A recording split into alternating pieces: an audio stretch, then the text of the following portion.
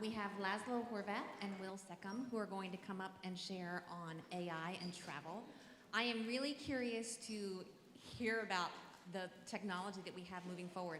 I read an article early on in AI writing that said you will not be replaced by AI, but you will be replaced by someone using AI. So good technology that we need to be on top of. I'll let you both introduce yourselves, and we'll go from there as we work out a final microphone. Thank you so much. Nice introduction. Well, so good to be here. I will be walking around. My name is Laszlo Horvat. I am the talking head, and we also have a professional, Will. So you will get the best of both worlds. I build businesses in Silicon Valley. Digital marketing is sort of how I started my career at AOL. And Trish sent me an email saying, describe yourself. Middle-aged, bald guy, and it's a very easy task because I look like a Russian mafioso. So that helps in certain situations in life. I have not been mugged. They tried it once. They looked at me, and then they said, okay. Will, you want to say a couple of words about yourself? Introduce yourself. You are the pro. I am the talking head. Thank you, Laszlo. It's great to see you again. It's been a long time. My name is Will Seckham. I've been in destination marketing for a long, long time, about 30 years. Positions from Colorado tourism to visit Denver to visit Florida. I'm currently the head of travel and tourism at a purpose-built company called Intentful that does AI for travel DMOs and travel brands. I am also a middle-aged, white, bald guy with a little bit of a gray beard wearing a khaki suit. So I'm looking forward to the conversation and talking through some use cases for AI and DMOs. Very nice. I had the privilege earlier in this amazing conference to talk about startups and help some of those phenomenally passionate entrepreneurs. And this is very fitting that I have the opportunity to talk about AI a little bit, how we think about it in Silicon Valley and beyond. Most importantly, I will smile because that makes me less scary. That's one. Two, I have a bunch of good news for you. So look at this first slide. You can look at AI as another step in automation, replacing search, replacing many things exponentially faster. Remember, it was always this promise that great things are going to happen. You just wait another 5 years and wait another 5 years. Now the time is now. So there will be phenomenal breakthroughs. They are already happening in medicine, a bunch of other areas. And you can put the world's most powerful computer systems to use for your business, especially for this audience where travel ability for everyone is key. There will be so many breakthroughs every step of the way across all dimensions of human needs. By the way, while we are so excited about this, this has been in the works since the 90s. So the fact that ChatGPT became a big deal is someone discovered that humans talk to each other asking questions. So they rediscovered Ask Jeeves. Are there people in the room who still know what Ask Jeeves was? This is very good. I feel youthful, almost as useful as when I heard that the world is coming to an end. I grew up in a socialist country, and I heard for decades, the United States is falling apart, the West is falling apart, it's chaos, it's disorganized. Look at these three depressed Silicon Valley guys. And they are saying all the bad things while they are creating phenomenal products. So if you want to dig deeper into AI, these are the three brains I recommend looking at it. And the one is Mr. Doom and Gloom, Eliezer Yudkowsky. Scary part is he does predictions that since 2004 were absolutely accurate across the board. And he is the kind of scientist that would not have existed before 2000 because he didn't go to any college. He didn't study anything. And then Berkeley picked him up and said, you are a genius. You trained yourself. So he started the Deep Learning Institute, the Machine Learning Institute over there in Berkeley. And he thinks that the world is coming to an end because we are going to live with this gigantic intelligent machine, and this intelligent machine is just going to be bad. Now, the next guy is also a Silicon Valley beauty, Greg. He is the hands-on kind of tinkerer who says, okay, I am going to work at Google, I'm going to work at Facebook, and I'm going to work at Twitter and figure out what's going on there. He looks at the exact same data and says, yeah, we are all going to die because we will live so well that AI is going to tickle us to death. We don't want to do anything. We are just going to be entertained to death. We'll be so happy that we'll be dying. So I like that guy, right? This is a goal. Happiness, push a button, you are happy. And then the third one, he looks a little constipated, right? A little like something is wrong with the world. He is one of the most productive AI geniuses out there, Andrew Karpathy. You know Joe Nyman, to do a little nation branding. Hungarians created a computer. He's a Hungarian dude. He did Tesla because, let's not forget, everything comes from Elon Musk, one way or another. And then he went to OpenAI and looks at a competition between the bots and the humans, and we are going to compete. This is my uplifting slide. We are not going to lose a competition against a computer program. So the world is not coming to an end. Why? Because the nuclear weapons were really a kind of a fake fear, because no one wanted to destroy the world, because why would they, right? You want to dominate the world, not to destroy it. Same thing, AI is not going to climb out of your computer, get a knife, and stab you, right? AI is not a horror movie. So the good news is, if you go back to first principles thinking, what's the difference between AI? AI is just a computer program written by humans, right? And then you feed information into that program, so it does things what you tell them to do. So the difference between us is that we actually can do reproduction and enhancing us as a race, as the human race, do things better. These guys can't. They can replicate, but it's not the same thing. It's not improvement, even if you think that they are improving themselves. So coming back to definitions here, it's always good to kind of clear the definitions of what artificial intelligence is. Artificial intelligence is machines pretending to be humans. That's artificial intelligence. Subset of that is machine learning. There are two types of machine learning. One is when you do something and you improve doing it. So that's machine learning.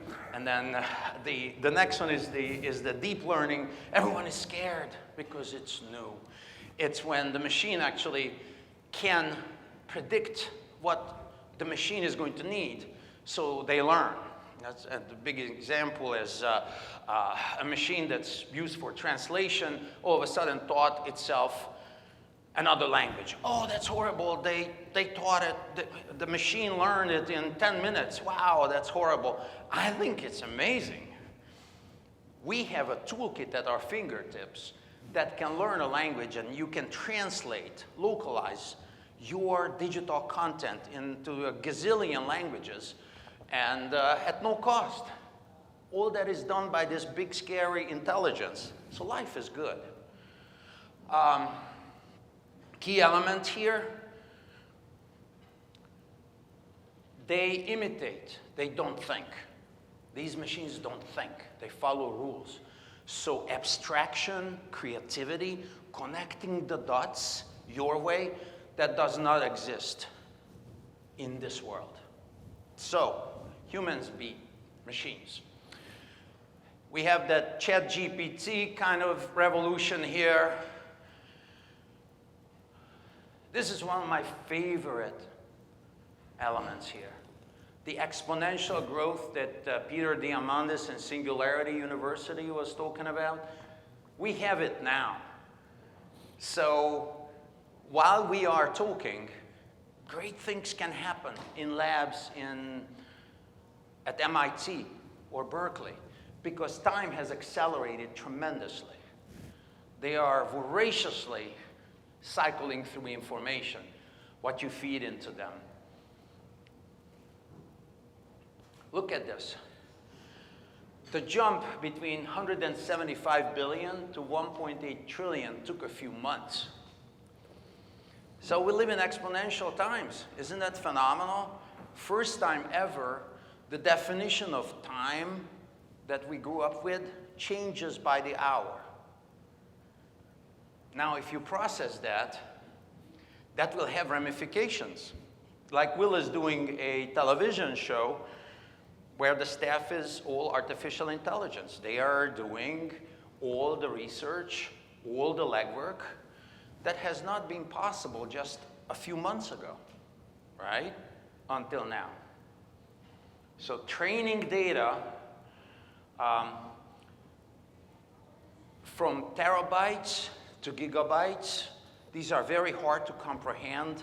I am not smart enough to understand how you can exponentially grow, because we were not built like that.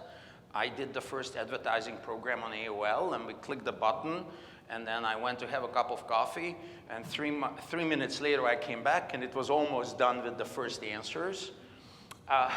This is a very different speed of things. Many people talk about accessibility from an AI standpoint. And I'm on the side of give AI to everybody, including the bad guys, because if you don't give it to them, they are going to steal it, and they are going to surprise you. Now, if AI is universal, you can prepare, you know where they are.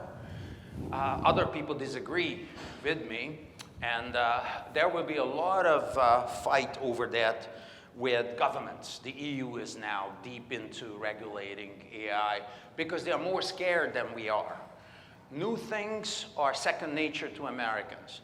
Europeans, they are a little bit more careful. They are afraid of change because they have this wonderful 2 months vacation kind of thing, good for the tourism industry lifestyle. So they don't want to upset the apple cart, and unfortunately they are dying out as a result. So they need a little more innovation to maintain those societies. This is one element that I really love about AI, that you are never alone anymore. You live in a science fiction. If you want to talk to somebody, it's there. Now, of course, we can argue that, oh, that's not a human being, but it has all the knowledge of a human being, and following those rules, it pretends to have emotions. That's pretty good. So control your loneliness. This is a very good tool. Now,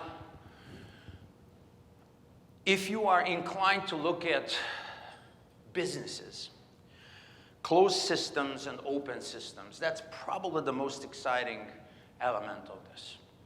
Because remember, there were these giants. There was Google, Apple, Facebook, right? These are the three ones.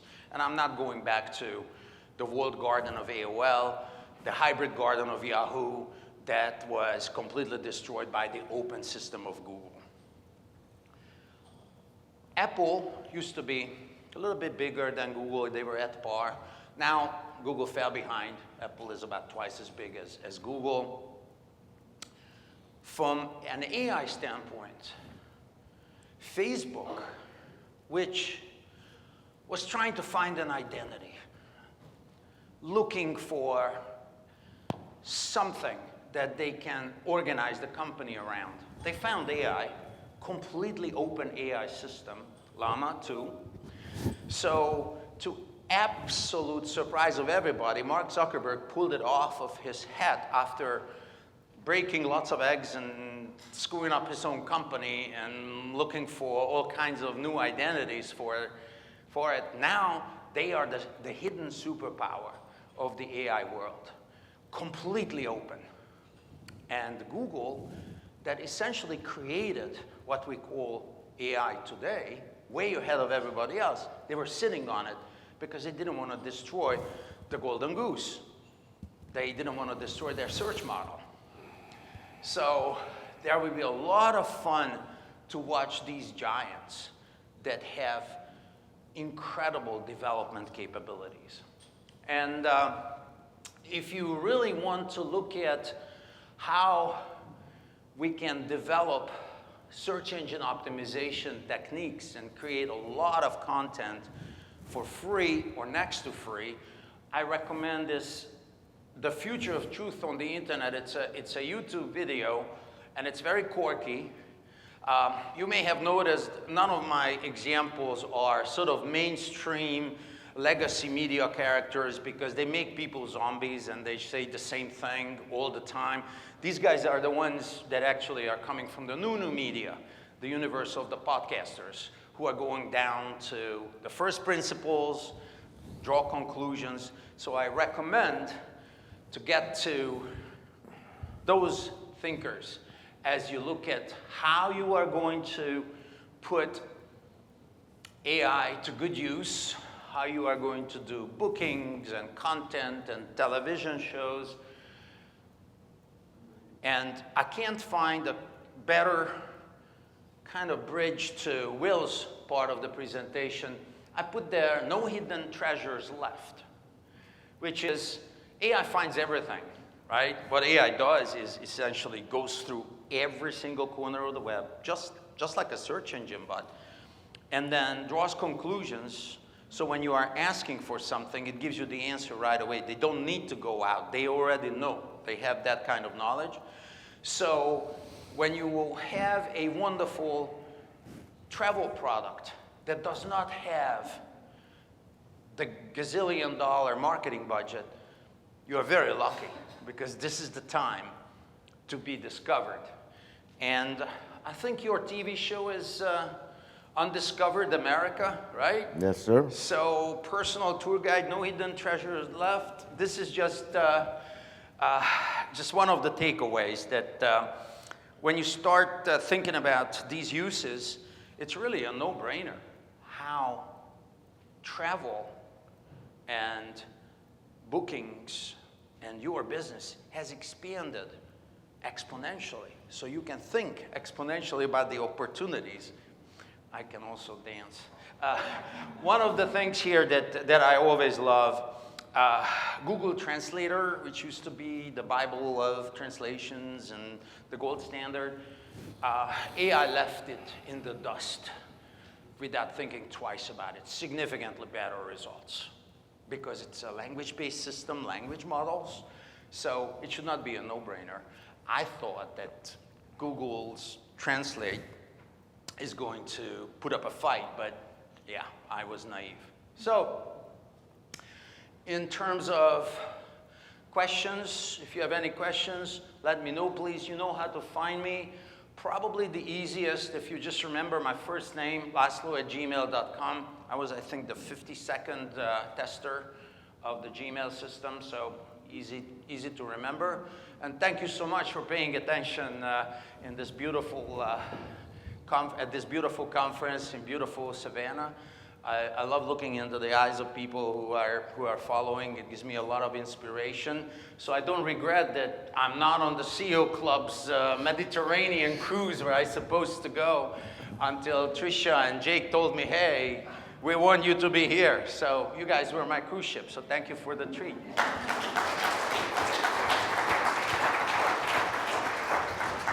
I don't have any slides. So, and Laszlo, I think this is going to be a really awkward transition from really smart to really simple. I'm just a simple destination marketing guy. Been spending a lot of time doing this. And about 3 years ago, I used to run an event called eTourism Summit, which Jake founded 22 years ago, I think. And we bought that about 6 years ago or something, and got into the business of kind of what's next in travel and tourism. And about 3 years ago, I found this company called Intentful, and they were dabbling in AI. So this is 2 years ago, actually, AI. And I was fascinated. So I brought him in to speak and talk to us, and I learned a little bit, and ended up selling a company and starting kind of the next generation of my career, and had a big project I was working on for Brand USA, and so I reached out to them to see if they could help, and the results were instantaneous, cheap, and amazing, and it was overnight. And I'm like, there's something to this. And then ChatGPT came out, and I became obsessed and started playing around. And ultimately, I'm now kind of leading the travel and tourism practice for Intentful, which is a purpose-driven AI platform for the travel and tourism industry. It was born out of Broadway Inbound and done some really cool things a couple years ago, and now we've got some products called Happy Places for DMOs and entry-level products. But I'm not going to be pitching Intentful. I'm going to talk to you about simple use cases. Stuart and I had a conversation a couple weeks ago, and I think that the idea is, how do you use AI in your daily life? I think, to me, it has totally transformed how I do my day, how I plan my day, how I do my work. As Laszlo said, I'm producing a television show called Undiscovered America TV, which will launch nationally next month. Wouldn't be able to do it if it hadn't been for AI. Everything from logo creation, content creation, social media, scripting, researching. I'm exponentially more efficient. I'm much more productive and crazily much more creative as a result of using AI. So I'm going to spend a few minutes, and I'm happy to answer any questions, but the idea here is not the super smart stuff that Laszlo was talking about of how this stuff works, because I honestly just know the surface, right? And it's large language models, it's predictive, it's generative. I will say that the translation is a great example, a great testament to that. Instead of replacing one word with another word, another language, and hoping that it works, which it often didn't, because it's a generative AI, translation is incredible. But let's just start at a DMO 101. You want to create some content. You've got, let's say you want to do a social media plan. You can go in and to say, I want to talk about accessible travel in my destination over the month of August. And that's pretty simple. There's tricks. So as I was working on this, so I'm going to go on the social media plan. So I want to talk about accessible travel in my destination over the month of August. I want to focus on Facebook, and I want to focus on family-friendly activities. Well, social media or AI will take that request or that prompt and spit out for you a 30-day plan for social media. It'll take you 5 minutes, maybe, to get it, review it. You might want to tweak it. You can suggest it because it's conversational search. When you get your first answer, it's not the only answer. You can go back and tweak it. As Stuart said the other day, you have this genius by your side. It just needs some prompting on what and how to go next. So as an example, I was playing around on Happy Places last week and said, all right, I was born and raised in Denver, so I have a pretty good understanding of the Denver market. And I said, I want you to act like you are an accessible travel expert. You're talking to a family that has a blind family member. Please put together a 3-day itinerary for that family in the city of Denver. And again, 30 seconds later, out pops a 3-day itinerary talking about all of the opportunities in the city of Denver to make up a 3-day itinerary and what products, services it had to help or alleviate issues with people that were blind or impaired. Did this, I said, that's pretty impressive, and I went through, tour guides, audio tours, and accessibility issues for each one of those attractions over the 3-day event. So that's incredible information. That's information that would have taken somebody in a DMO hours, if not days, to accumulate, improve and make sure that it was working, and then to put it out on the internet. So then you can take that content and you can say, excellent. I like to be polite to AI. I just think if Laszlo's wrong and something does go wrong, I want him to think that I was a nice guy. So I'm like, great, thank you. Can you please turn this into a blog post? 30 seconds later, out comes a blog post highlighting a 3-day itinerary for accessible travel, guided by accessible expert or accessible travel leader, and that's the voice that I'm asking for. Now, it could come up with something very, very different. I said, I would like you to now take this blog post and recreate it as Shakespeare, and it'll shoot out a Shakespeare poem. I mean, it'll do what you ask it to do exceptionally well, but it's just a matter of starting and making that first ask. So I've got a blog post, and I will share it with Jake, and we can share it with all of you, but it's 101 use cases for AI for DMOs. And it's really base level stuff: social media, content, translation, repurposing. As an example, you've got a destination, you've got a great article, because we're talking about accessibility, I think there's so many applications. You as a DMO are paying a great influencer, a great content creator to create an article about museums in your destination. Great article highlighting why to go there, what it features, all that. Well, you're probably, in my guess, unless you're Danielle with a huge budget at Visit Orlando, don't have the budget to take all your content and make it accessible, make it accessible, right? Or to highlight or target the accessible marketplace. But if you take that amazing piece of article that has great content, that's proven, that's true, that's inspirational and on brand, you can take that and say, please take this article and repurpose it for accessible travel. And it will then take that content and it'll go back and come back with an article that is specifically focused for accessible travel for the destinations that you have already paid somebody to write and sing your praises about. So it's very, very simple, and repurposing content is a great way to do that. You could then take that article that's been repurposed to specifically target accessible travel, and you can say, okay, I want to take this article and do a 30-day social media campaign to really push this message out. You ask it to do a 30-day campaign, it will give you the campaign with all of your posts, including hashtags and emojis and everything else, and out comes your content plan. You can publish that once a day. You've now spent a total of 3 minutes taking a great article, a piece of content that you own, turning it into an accessible message, and creating a social media plan and posting your day one of your 30-day plan on your social media. It is the most amazing accelerator for creativity, for efficiency, and for productivity. There's nothing that I do now that doesn't start with that. Just examples. The 101 use cases for AI and DMOs is talking through all of those. It's just thought starters on how to start, but it's really only the very beginning.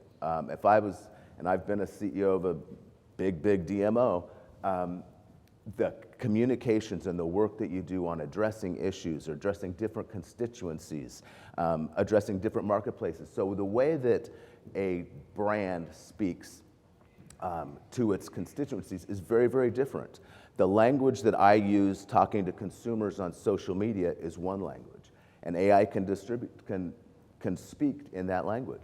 But if I'm a meeting plan, if I'm in the convention sales team, I'm talking a very different language to meeting planners. So what do? You say, please write you're a meeting planner, you're a convention sales and services executive, you're speaking to meeting planners. Please write a cold email to promote my destination for small meeting groups in October.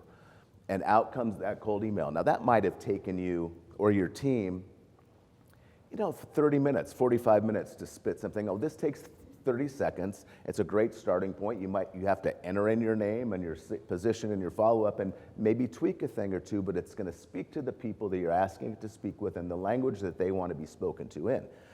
So that might be that would be using this capabilities to talk to a meeting planner. If you say, I want to talk to an international tour operator about accessible travel options within my destination, you can take that article you've just written, say, please turn this into an email targeting tour operators and encouraging them to consider selling a Florida vacation package. And that'd be great, and it'll spit it out in the language of the tour operators. And then you can say, ooh, but I got to talk to my tour operators in Brazil, so let's translate that to Portuguese. And now I'm sending my email in language to the people, and again, it takes 30 seconds. So it's just a matter of breaking down your creativity and opening up your mind to using this as an amazing assistant. And over the course of time, you actually get so much more done. It's done better. It's done quicker, And I can tell you, I've never once written anything that can match what my AI does when I ask it what I want it to do. So it's just a matter of understanding 3 simple things: who you're talking to, what voice you want to talk to it, and what you want it to accomplish, and not being afraid to communicate with it. One of the things that's going to come out, there's a AI tool out there called Call Annie. It's a fascinating little tool, and it's you ask Annie a question, and Annie talks back to you. She's a little avatar, and she's very polite, and but she's talking back to you. And I think my biggest recommendation, and there was a great quote. There was an AI Marketing Institute event a couple weeks ago in Miami, and one of the quotes that came out of it is, "The AI that we're using today will be the worst AI you'll ever use in your life." As Laszlo talked about the exponential growth and the exponential expansion of what AI's capabilities are going to be. So the best advice I can give anybody and everybody in this room, regardless if you work for a destination, tour operator, traveler, whatever business you're in, is start to use AI. And it's where I start every issue, every question. As Laszlo said, I'm producing a national television show 100% driven by AI. I would never be able to afford to do this otherwise. So start with it, use it, test it, tweak it. Your first try is usually, here's the biggest challenge, is people go and say, "Oh, write an article about my destination, golf and my destination." Well, if you're not training it, if you're not helping it or guiding it along, it'll make stuff up. And they're called hallucinations, and that's something you always have to check. Humans are guiding this journey, but it will make things up if you don't give it good guidance. But a lot of people get that, and they see this first thing that's not quite right, and they kind of give up and walk away. The thing is you can say, "No, that's not right. We don't have, that golf course is not in our county. That golf course is not in here. Let's focus on these 3 courses that are really the biggest tourism attractions, or they're public courses that we know people can book." And it'll turn around and say, "Ooh, my bad," and fix it, which is amazing. It recognizes that. Sometimes, like in the course of creating scripts, you'll say, "I love it," and so AI, the next segment you ask for help, it'll remember that you loved that last stuff, and so it'll use those same vibrant and same words because you've already said you like it. You say, "Yeah, that's a great one, but let's use some different adjectives than the last few," and it'll go back and edit it. So it's not just content creation. It's I think communications and correspondence is amazing. Taking a lot of notes and synthesizing those notes into action items is amazing. Pardon me. Research is incredible. You can say, "Tell me everything for this market and this question," and it'll give you that information again in 30 seconds. It gets you to point, X in 30 seconds. You still have to do the work and convert that X to the Z that fits your job, or fits the goal of that project. So again, I absolutely encourage you, start today. You can do it for free. Bing is out there for free. You can do ChatGPT. You can pay $20 and get ChatGPT, the highest level, and use it as much as you want. For $20 a month, it's worth every nickel. You can get a purpose-built program like Happy Places that helps you, guide you with all those prompts and helps you train that program as well. Again, it's built for travel, and it's an amazing tool built on ChatGPT 4. But it just kind of helps you highlight that. Another evolution to what we're doing, which I think is going to be kind of the next iteration of AI, generative AI in our use as marketers, is it's called Happy Places Plus, and what we do there is we train that on up to 10,000 pages of content for your destination. So you take all the content of your website, you can take your brand guidelines, you can take all that stuff, and you can train your AI to know every single thing that you have on your website, in your brand guidelines, all your membership databases, so that when you're asking for restaurants, it's pulling up the people that you're already promoting. Jason and I had a fun conversation earlier. It's like, okay, we're gonna do a DMAP project. How do you take a trained model and just accomplish things that used to take months and months and months, but if AI already has all the information on your destination, it's gonna make that happen, again, in minutes rather than days. So hopefully that's, again, I'm happy to share, and I'll share with Jake the 101 use cases of AI for DMOs. It's a great starting point, but once you get started, again, I use it for recipes. I'm like, I need a recipe for, fried shrimp. And instead of Google giving me 10 pages of links to recipes that have been totally SEO optimized, so the recipe's 3 pages down at the bottom after it tells you the history of fried shrimp, it just gives you a recipe. Start there, write an article, do research on any esoteric thing you can possibly imagine. My last case study, and this was, my wife has a big birthday next year, and so I was going to give her a trip. And I decided, instead of just one trip, I was going to give her 3 options, and she could pick whichever one, or I was going to make her pick one envelope, and that was where we were going to go. But then she got the one envelope and opened the other one and the other one. So I did itineraries. We ended up with a mishmash of all 3. But anyway, I did my research. One was Iceland and Ireland. The second one was Amalfi Coast, and the third was Greece. So I did the research on a 10-day trip. It created an itinerary. So my wife got 3 itineraries, and then I said, please make a poem of this itinerary for my wife's 60th birthday party. And by the way, her birthday's on the 14th, so it figured out to make sure that which day was going to be on the itinerary and all that good stuff. And we got three itineraries. So it did the research. It created really cool itineraries, and it made me look romantic because it was 3 poems. And it really worked out well. So now we're not doing any of it. We're going to Paris for her birthday. And we're going to Scotland to watch the British Open. But it's going to be a great trip anyway. I haven't done the poem for that one yet. But anyway, happy to answer any questions about utilization and case studies of using AI in travel. Kevin. There are going to be a lot of questions, but since I'm the one with the microphone, I get to go first. You talked a little bit about setting guidelines for what you're putting in. I'm thinking of an example where I put in, build me a wheelchair accessible itinerary for such and such location. And it was a place that we had visited that I knew was a hot mess with accessibility. But it created a beautiful blog post with the accessibility features of how ramps are so prevalent and these places have pool lifts and yada yada, all these things that were not true at all. And I'm told that it's just because I'm not putting in the correct guidelines or not setting creativity filters. What can we do to avoid things that are just made up? Because if you're looking to build an accessible itinerary and you don't have those experiences, it's just going to make something up that you're going to put on your website for people to travel, and then they show up like, oh, just kidding, it doesn't have this, it doesn't have that, and that would be a big disappointment. Great question. I mean, again, there's a couple things to say there. Absolutely everything humans have to fact check, right? So you can't just cut, paste, print, and go. You have to make sure that it's right. So you did the right thing, saying, oh, some of this isn't right.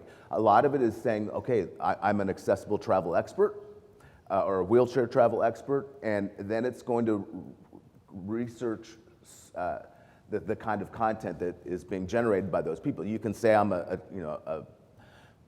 physicist and ask science questions. It's going to do better than if you just say, tell me how atoms and neutrons, react. So a lot of it is the training, and then it's fact checking, and it's telling it what's right and what's wrong, and then you end up with something that's good. I don't know, Laszlo, if you have another Maybe suggestion. one option is list the facts. Yeah. List the features that are there in bullet point format. And then Okay. you get a list and not the poetry. But AI lies. I mean, you can't trust AI because it's just a bunch of programs following all kinds of language rules. And as you know, poetry is kind of sort of a little exaggeration. So AI lies. Great story. And again, trained AIs, again, when you have it trained on your data, that helps. If you don't have it trained on your data, you're not limited by how much information you can ingest in your questions. And that goes a long way as well. So is it important then that you know the information that you're looking for before you have it right? Because if you can't fact check it, So typically, if you're doing content creation, what I would recommend doing is doing a research project first and using it to research and double checking just like you would do with a Google search. And it's the same kind of outputs, and you can look at it and see. Some things you'll say, that's not right. Now, I don't know if I'd be writing a accessible travel desk, a blog post about Savannah right now without having a little bit more background or having the research to back up my hypothesis. Yeah, Jake? Yeah, so I had a question, or maybe a comment, because I've been using it. And I think the fact checking needs to happen, but really the benefit is really it writes the copy for you and saves you a lot of time in copywriting. And just because promotional copy is not easy to write. And they kind of do it for you because they found it. And so, and usually if there's a description along with it, it's probably more than likely to be fairly accurate because it's actually describing something. So if you found something, for example, that wasn't, that you knew it wasn't right, and is there a way that they could ask AI to actually fact check if that is correct? Yeah, I mean, it's just asking. Yep. And just would they come back with some research somewhere on the stratosphere? Yeah, I mean, you're definitely seeing, so like Bing is using, it'll give you the resources of where it's finding it, and you'll start to see a lot more of that as well. So to kind of add a little bit of the theoretical kind of flair, Eric Weinstein, does it ring the bell? Mathematician, he coined a term called the GIN, which is the gated institutional narrative. Every research that we read as research went through a peer review process. Now, all that is useless because every relevant fact that you can fact check based on much smarter base of information and all the scientists together going through their marketing process, because science is a marketing and lobbying process today, peer-reviewed science. All those facts that you don't know existed because they are outside of the GIN will be in your possession. So you may get facts that you didn't know existed because it was not part of the gated institutional narrative. That changes your thinking about facts, right? It changes your thinking about the depth of content you want to go to. And that's why it's uniquely positioned for travel, because travel is very different when you look at a postcard or when you are there and eating spaghetti on the Amalfi Coast. So it's one step closer to the experience of those people who were there. And one important element, again, you will find things that you don't want to find. And people did not intend to put out there. And some companies learn it the hard way when you run into stories that you didn't want to put up there. So be aware and look at the different options that you can have and double check and triple check, because AI lies. AI is based on the information that it was fed into. AI has biases, well-documented biases, based on the biases of the body that AI was trained on. You know, the first guy, Eliezer, he is the expert in machine biases. So you have to calculate for that as well. Now that was a smart answer. You can just ingest it with the facts and ask it for the content. Go ahead, Kevin. My question was about copyright. So if it's scraping everything from anywhere, if you pull stuff from a blogger, how do you manage copyright and make sure you're not in violation? Yeah, it's, right now, it's a fantastic question. There's a lot of people talking about it and what this stuff was trained on. I don't think there's any issues with AI copywriting. I think there are some legit issues maybe on images and people, what images were these trained on. But from a copyright perspective, it's totally generative. So you're not getting the plagiarism issues that you may historically you would find, because it's not plagiarizing anything. It's only predicting what word is next based on the last word that was written. So you're not going to run into copyright infringement, and it's not going to copy anything. It's generating something totally new. So it's a very interesting discussion. My question is related to the application side of that. So you mentioned that we can have AI plug-in, or that you can have the generative AI, that you can use all of the DMO's information about a destination to build your AI, so you can increase the accuracy of the itinerary or the information of the destination.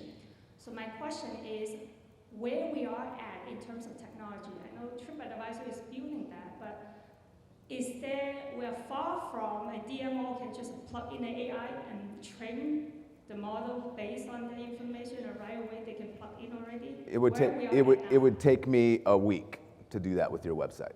So you to train with ChatGPT 3 or 4, as well as 10,000 pages of content on your website. It'll take a week to train it, give it to you, and not only can you use it in all of your AI, you can do a generative conversational chatbot on your website that would access all of that information as well. So the technology is here today, could turn it around in a week. And I'm so sorry, I know there are lots of hands everywhere. We have time for one last question. Hi, this kind of goes back to what we were talking about before. We use it as well to write itineraries. I'm sorry, I'm Jennifer. I'm with Visit Loudon. I'm the director of marketing. So as a destination marketer, I still want that visitor to come to me for that information, to the point of the fact that you can get a lot of information off of AI that's not necessarily true about your destination. When we talk about people using it to write itineraries, we're still talking about the people who know their destination so that they can fact check it and know what's real and not real and what's not, correct? I mean, I personally have used it to also look for itineraries for other trips that I wanted to take, but I'm really cautious because I want to make sure, can I actually really take the train up into the Highlands in December, or can I not? Is the pass closed because of the snow? So to that point, how are we making sure that we're using it correctly when we talk to people about AI and travel? And I still think kind of saying to the DMOs, you should be using it to make your itineraries better and to work more productively and faster, but we also still want to drive the visitor to our content, because it is pulling from our content, really. Right. Well, again, it's you want, obviously every DMO wants people to come to them to get their information, right? You want to have the right information out there to help train the AIs that are out there. So getting all of your content indexed and everything is really important. I think one thing, so yes, I agree with you. You want it to come to you. You want to use it to improve your creativity, efficiency, and productivity as a marketer. But people are using it and asking for those kind of questions. So give me 5 great family-friendly vacation spots with a beach. And you're gonna get 5 good family-friendly vacation spots with the beach. I think what's really gonna be interesting in the next evolution of this is we're getting awfully used to this conversational chat. Siri and all those horrible AI kind of platforms we're used to dealing with, cable companies and all that, press 1, press 2.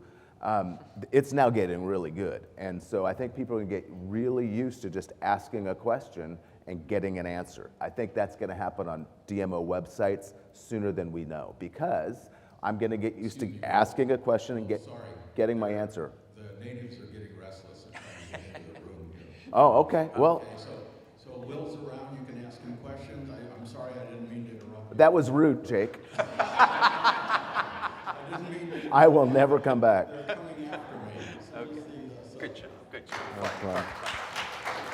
This was a great